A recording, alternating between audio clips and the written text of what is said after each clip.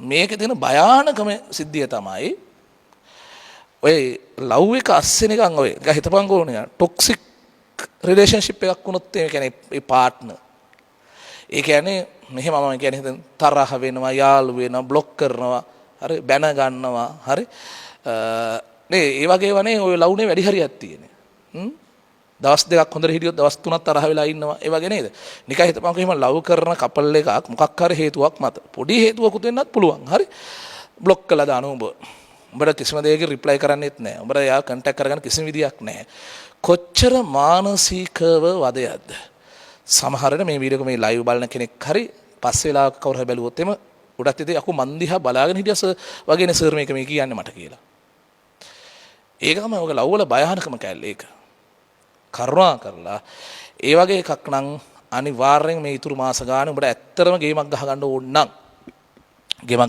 නම් break up වෙන්න වෙනවා.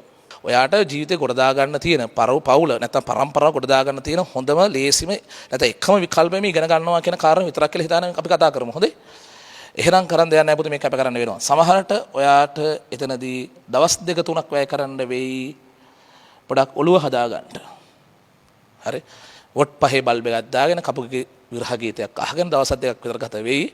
හැබැයි ගත වුණත් පාඩු නෑ. එතනින් එහාට ඔයාට නාස්ති වෙන තිබ්බ ලොකු කාල ප්‍රමාණයක් ඉතුරු වෙනවා.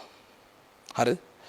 මානසික සුවයක්. ඒ කියන්නේ අර වගේ දෙයක් වුණාම නිකන් හිතන්නකෝ අර બ્લોක් කළා වාට මෙසේජ් එකක් දාන්න යවා ගන්න විදියක් නැහැ, කන්ටැක්ට් කරගන්න විදියක් නැති වුණාම කොයි තරම් එක වේදනාවක්ද නේද? ඈ රයිට්. දැන් සර් කොහොමද ඔය දැනගෙන බලන් හිටියා වගේ කියන්නේ කියලා මගෙන් අහන්න එපා. හොඳේ? හරි.